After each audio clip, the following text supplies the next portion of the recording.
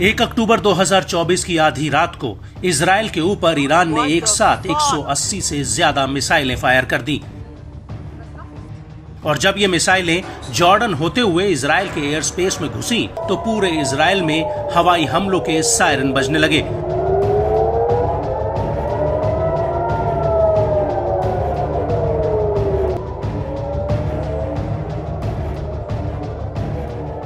और लोगों के बीच भगदड़ जैसे हालात बन गए।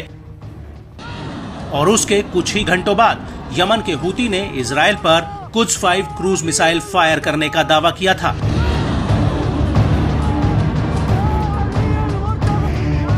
हूती ने कहा था कि उसकी ये मिसाइल तेल अवीव में एक प्रमुख सैन्य ठिकाने पर जाकर लगी थी, लेकिन इजराइल जब तक संभल पाता तब तक हूती ने तेल अवीव पर फिर से एक बड़ा हमला कर दिया है।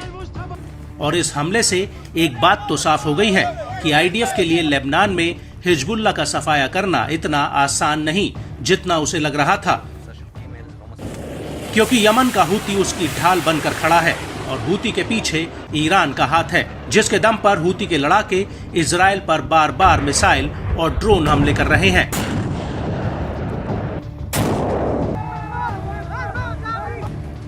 दरअसल 2 अक्टूबर 2024 की रात को हूती ने इजराइल पर एक साथ कई जाफा ड्रोन दागे।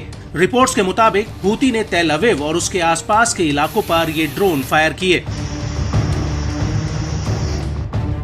और हूती के इन हमलों को लेकर इजरायली मीडिया ने कहा कि करीब 2000 किलोमीटर की दूरी से यानी यमन से करीब 5 ड्रोन तेल अवीव की तरफ दागे गए। इनमें से पहला ड्रोन रात करीब 2 बजे तेल अवीव में घुसा और इसके बाद तेल अवीव में 3 बड़े धमाकों की आवाजें सुनाई दी। ये धमाके तेल अवीव समेत हेर्जिलिया और पैथ तिक्वा में हुए। इजरायली मीडिया के मुताबिक इसके कुछ ही देर बाद एक ड्रोन बैटियम सिटी सेटलमेंट्स तक पहुंच गया। इस हमले को लेकर सोशल मीडिया पर कुछ वीडियोस भी वायरल हुए हैं, जिसमें गुजडान इलाके में कम ऊंचाई पर एक बहुत बड़ा धमाका होता हुआ दिख रहा है।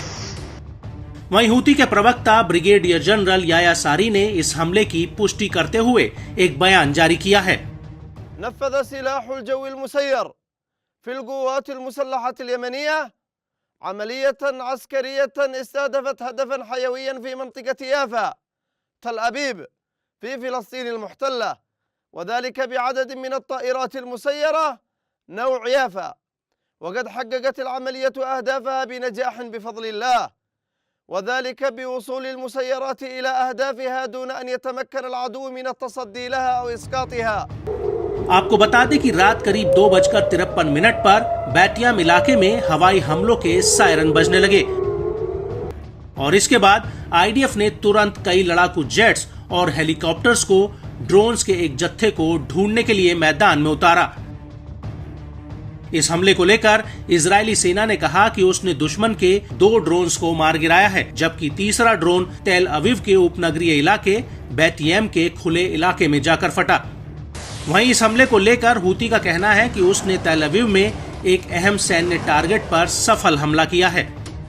इस सब के बीच बड़ी बात यह है कि इजराइल पर यह हमला उस वक्त हुआ जब यहूदी अपने पवित्र त्योहार रोश हशना को मना रहे थे।